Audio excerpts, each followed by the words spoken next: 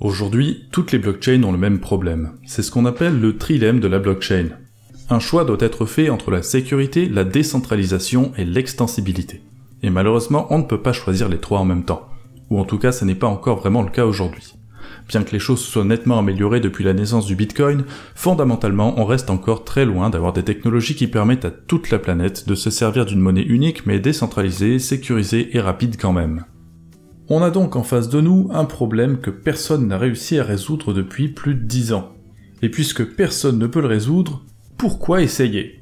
C'est ce que s'est dit la société Heliax qui a eu la bonne idée de partir en sens inverse et de rejeter complètement la notion de création d'une monnaie mondiale en donnant naissance à une crypto appelée Anoma.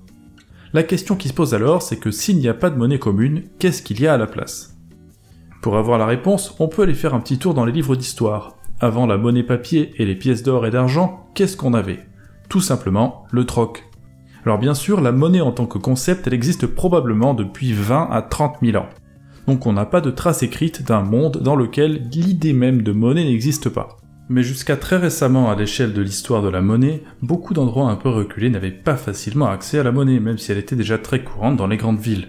Si vous alliez flâner devant le Sénat de Rome il y a 2000 ans, toutes les boutiques du coin demandaient un paiement en sesterces, alors qu'à seulement quelques dizaines de kilomètres, vous pouviez parfois vous retrouver dans un patelin un peu perdu où il était difficile de trouver quelqu'un qui voulait bien accepter de la monnaie.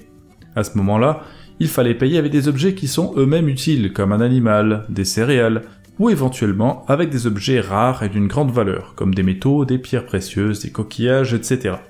Et là, je parlais de l'Empire romain, mais jusqu'au XXe siècle, il y avait encore des régions du monde où le troc a continué d'exister sous certaines formes.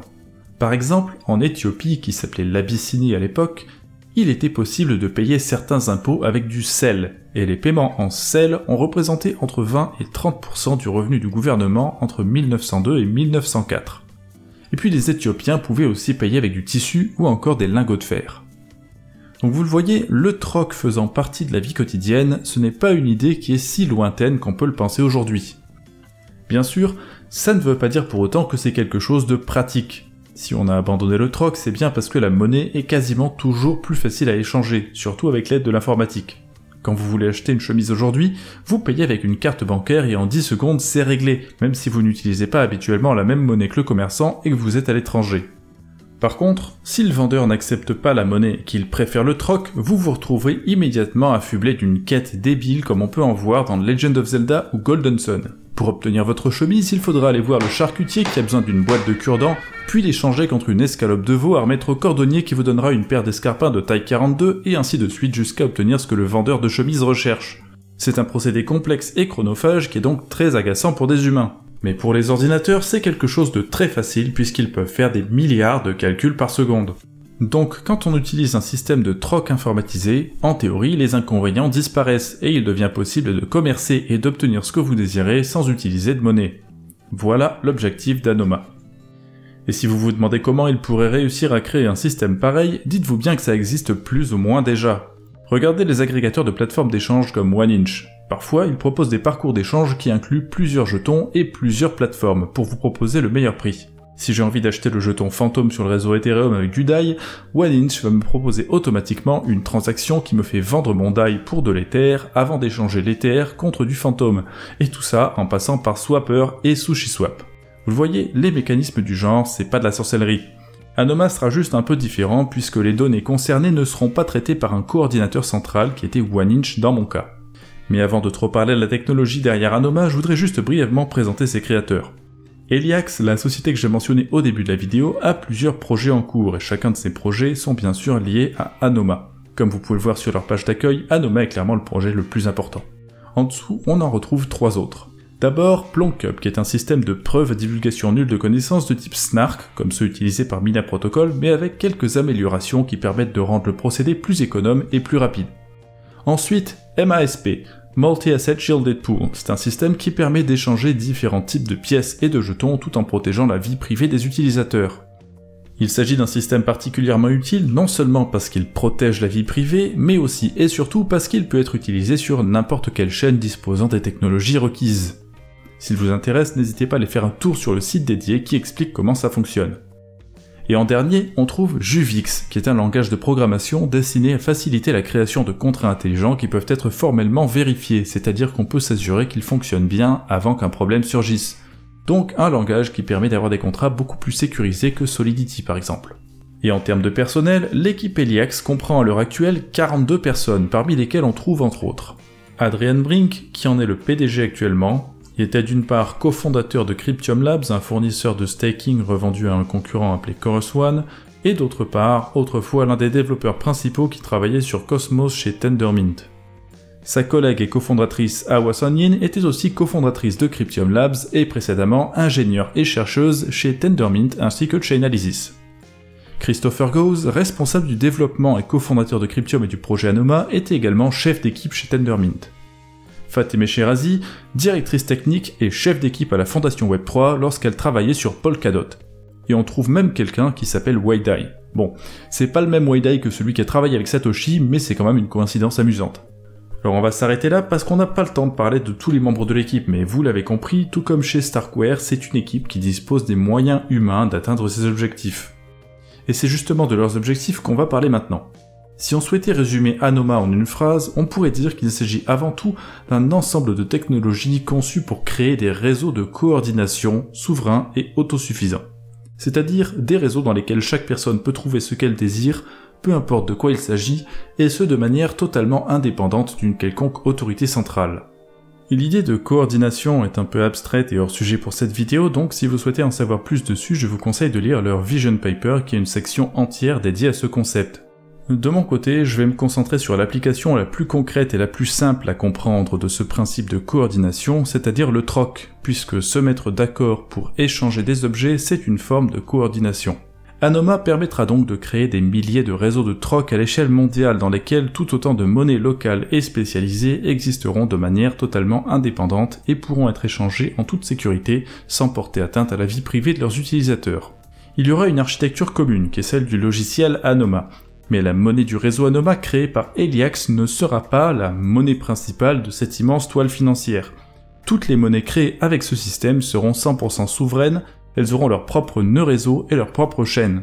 Contrairement aux cryptos existantes qui améliorent l'extensibilité avec des idées comme la fragmentation, aussi appelée sharding en anglais, Anoma adopte une nouvelle approche qu'ils ont baptisée Fractal Scaling, l'extensibilité fractale. C'est-à-dire qu'au lieu de commencer avec un réseau monolithique qu'on coupe en petits morceaux au fil du temps, le système d'Anoma est conçu pour qu'il n'y ait pas de réseau monolithique en premier lieu. Chaque instance d'Anoma sera complètement indépendante de l'instance mise en place par l'équipe Eliax, qui ne sera qu'une chaîne Anoma parmi tant d'autres. Grâce à cette méthode de mise à l'échelle, on n'a pas les mêmes problèmes que les chaînes classiques, puisque la quantité d'utilisateurs et les besoins matériels associés n'atteindront pas les seuils à partir desquels on commence à avoir les problèmes. Et même si on admettait que certaines communautés pourraient commencer à avoir des soucis de lenteur ou des frais d'utilisation trop élevés, si jamais c'était le cas, il suffirait de créer de nouvelles instances plus petites pour alléger la charge de la plus grosse. Par exemple, plutôt que d'avoir une seule instance Anoma pour toute la France et rien d'autre ensuite, on pourrait créer des instances supplémentaires dédiées à une région spécifique. Et si cela ne suffisait pas, on pourrait créer des instances départementales qui seraient codées pour transmettre des informations aux instances régionales et à l'instance nationale avec le protocole IBC. Vient alors la question du « est-ce que ça va vraiment marcher en pratique si les instances sont de taille réduite ?» Réfléchissons-y un petit peu. Lorsque vous habitez quelque part, vous faites la majorité de vos dépenses en achetant des choses sur place. La nourriture est achetée dans un supermarché pas très loin de chez vous, l'essence dans une station en proximité, et il en est de même pour quasiment toutes les sorties et les loisirs. Quant aux impôts, vous les payez aussi au centre des finances publiques le plus proche. Les deux exceptions majeures dans la vie quotidienne de la majorité des gens, ce sont les voyages quand on est en vacances, et le commerce sur internet qui peut se faire avec des sociétés dont le siège est très loin de chez vous. Alors si on mettait en place une monnaie qui serait par exemple utilisée dans toute votre région, pourquoi est-ce que ça ne suffirait pas pour réaliser 90% de vos transactions ? Pour toutes les transactions locales, un système comme ça sera très utile. Bien sûr, on se pose de suite la question des 10% des transactions qui restent. Dans un certain nombre d'endroits, la solution pour faire ces transactions, c'est simplement de détenir plusieurs types de monnaies différentes. Par exemple, les gens qui habitent à la frontière entre la France et la Suisse peuvent avoir quelques francs suisses dans leur portefeuille. Mais ce qui est très intéressant avec Anoma, c'est que vous n'en aurez pas besoin. Ils se sont intéressés à ce problème aussi et ils ont créé le système des intentions, qui est quelque chose de radicalement différent de tout ce que vous connaissez. Sur les réseaux crypto existants, quand on décide d'émettre une transaction, les termes de cette transaction sont connus d'avance. Par exemple, lorsque vous voulez échanger un Ether contre 3000 USDC auprès d'Uniswap, le portefeuille va élaborer un code informatique qui va dire que vous souhaitez envoyer un Ether à l'adresse d'Uniswap et pas une autre adresse, puis que cette adresse doit vous renvoyer en contrepartie 3000 USDC avec un certain nombre de paramètres. Enfin, le code précise aussi que votre Ether doit vous être renvoyé si le système Uniswap n'est pas capable d'envoyer en échange un nombre minimal d'USDC. Toute la procédure et ses éventuels résultats sont connus d'avance. Elle fonctionne telle qu'elle a été décrite dans tous les cas, même si au final Uniswap rejette votre offre parce que les prix ont trop changé depuis l'émission de la transaction. C'était déjà une possibilité qui était prévue au moment de la création de la transaction. Le seul facteur qu'on peut considérer plus ou moins aléatoire, c'est la publication ou non de la transaction lorsque le réseau est surchargé et que vous ne payez pas assez de frais de transaction. Mais dans un contexte normal en tout cas, les transactions des réseaux que nous connaissons ont des résultats potentiels qui sont tous prédéterminés au moment où elles sont publiées. Et sur Anoma, les choses ne se passent pas toujours comme ça. Enfin évidemment, quand il s'agit de transférer une monnaie donnée entre deux adresses, c'est comme sur un réseau classique. Mais quand vous avez une transaction plus complexe qui demande un échange entre deux actifs différents, voilà ce qui va se passer. Plutôt que de publier une transaction toute prête dans laquelle le chemin est tracé du début à la fin, vous allez pouvoir publier votre intention, c'est-à-dire le résultat que vous souhaitez obtenir, avec les critères que vous avez choisis. Pour donner un exemple, imaginons que nous avons des actifs représentés par des jetons Anoma issus de réseaux différents. Vous avez un jeton qui représente du blé, un jeton qui représente du sel, et un autre qui représente un bœuf. Si vous avez 10 jetons de blé, vous pouvez publier votre intention et dire que vous souhaitez en échanger un maximum de 8 contre un nombre de jetons bœuf compris entre 2 et 4. Ni trop, ni pas assez. Mais vous n'allez pas pour autant publier une transaction dans laquelle vous savez déjà qui va acheter. Tout ce que vous faites, c'est déclarer votre intention. Peu importe qui sera le vendeur, vous avez fixé les conditions que vous trouvez acceptables. Une fois que votre portefeuille Anoma aura rédigé le code qui permet d'exprimer votre intention, il va la publier sur un réseau pair à pair de partage de données auquel certains nœuds Anoma participent. Ce réseau est comparable à IPFS, à la différence notable qu'il sera dédié au stockage d'intentions, qui sont des données très éphémères, alors qu'IPFS est plutôt conçu pour du stockage à moyen terme. Sur Anoma, le réseau baptisé Intent Gossip Network par ses créateurs ne servira qu'à stocker les intentions des utilisateurs en attendant qu'elles soient validées, un peu comme la fameuse mempool qui contient les transactions en attente de validation. Sauf que sur ce réseau, tout ce qu'on a, ce sont des petits bouts de transactions incomplètes qui attendent d'être assemblés comme des Legos, imbriqués l'un dans l'autre, jusqu'à obtenir un résultat qui puisse satisfaire toutes les parties impliquées. Donc par exemple, imaginons qu'on a cette intention de vente de blé contre du bœuf que j'ai émise. Si en face il y a seulement quelqu'un qui veut vendre du sel pour acheter du blé, ça ne marche pas puisque je ne peux pas obtenir le bœuf que je recherche. Mais si en plus de cette personne il y en a une troisième qui cherche à vendre du bœuf contre du sel, il peut servir d'intermédiaire. En enchaînant les transactions, je peux échanger mon blé contre le bœuf de cette personne, et elle peut ensuite immédiatement acheter du sel en revendant mon blé. Tout le monde est satisfait et aucun des trois n'a eu besoin de contacter les deux autres en personne pour que l'échange soit effectué. Ce sont les ordinateurs qui se sont chargés de ça. Et Anoma ne s'arrête pas là puisqu'on dispose également d'un autre système qui permet d'exprimer notre volonté, c'est ce qu'on appelle des prédicats de validité.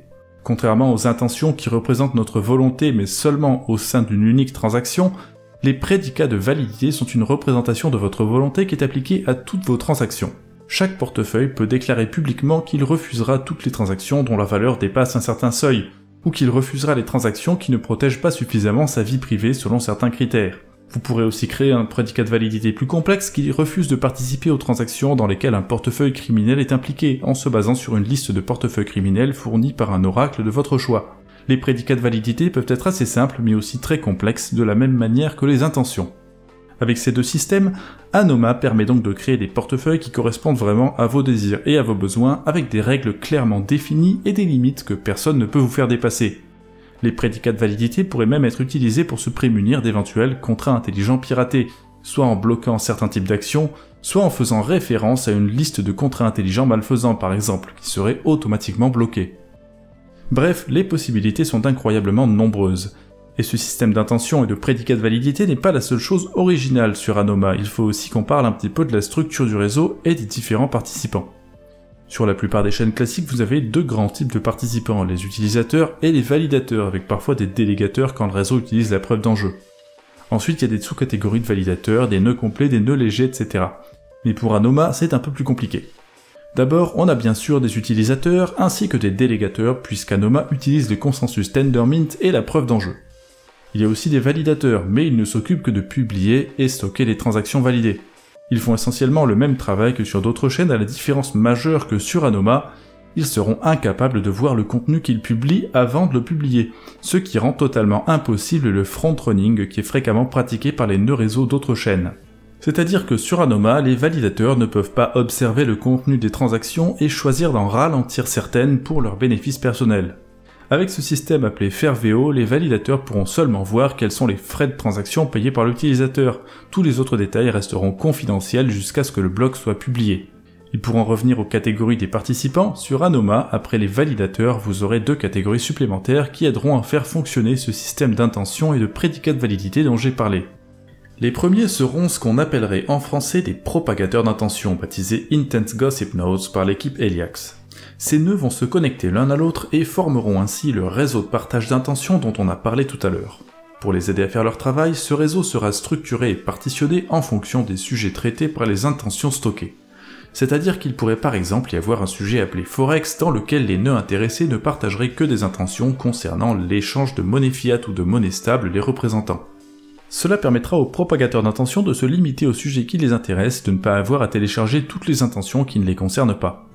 En outre, il faut savoir que les sujets pourront potentiellement suivre certaines règles précises pour faciliter l'assemblage des intentions. Il sera parfaitement possible de créer un sujet dédié à une plateforme d'échange particulière dans lequel les intentions devront suivre le format et la nomenclature qui seront déterminés par les créateurs de la plateforme. Seuls les nœuds intéressés par cette plateforme d'échange spécifique consulteront évidemment les données disponibles sur ce sujet. Et après les propagateurs d'intention, on trouve un autre rôle qui est celui des matchmakers. Il n'y a pas vraiment de traduction en française pour ce mot, donc pour ceux qui ne savent pas, les matchmakers sont par définition des gens qui assemblent et combinent des choses qui vont bien ensemble. D'habitude, c'est le titre qui est donné aux agences matrimoniales, mais ici il n'est pas question de mariage. Le travail des matchmakers consiste à consulter la liste des intentions existantes et rechercher des intentions compatibles pour générer une transaction qui répond à toutes les exigences indiquées. Une fois que c'est fait, ils envoient la transaction terminée aux validateurs concernés et reçoivent un petit paiement pour les services rendus, ce qui est d'ailleurs aussi le cas des propagateurs d'intention qui reçoivent une partie des frais payés par les utilisateurs concernés. Il n'y a donc rien de très surprenant dans la manière dont ils fonctionnent, mais le concept d'Anoma reste quand même unique. L'idée des intentions, la technologie MASP protégeant la vie privée, ou même certains détails plus techniques comme la manière dont l'exécution et la validation des transactions sont gérées, tout cela permet de faire avec Anoma un certain nombre de choses qui sont impossibles ailleurs. Nous avons encore une fois devant les yeux un réseau novateur qui semble promis à un avenir radieux. Mais tout ça, c'est de la théorie. En pratique, Anoma n'est pas encore fini. En fait, Eliax travaille encore sur la toute première version de test, appelée Namada. Ce serait à la fois la première instance fractale d'Anoma et la première version d'Anoma. Elle contiendra seulement les bases du protocole. Consensus, gouvernance, preuve d'enjeu, système MASP et quelques outils d'interopérabilité comme IBC. Les systèmes plus avancés comme le matchmaking ainsi que Fairveo qui permet d'éradiquer le front-running ne seront présents que dans les versions suivantes. Donc Anoma est encore très loin d'être terminé. Ce ne sera pas particulièrement dérangeant pour Eliax puisque la société a réalisé 2 levées de fonds en 2021 pour un total de plus de 33 millions de dollars, donc a priori on est à peu près sûr qu'il n'y aura aucun problème de financement. Et les seuls pour qui l'attente sera longue, c'est nous. Quant à un éventuel jeton, pour l'instant aucune information n'a été publiée et aucune vente n'a été prévue, même si on peut être sûr qu'il y en aura un.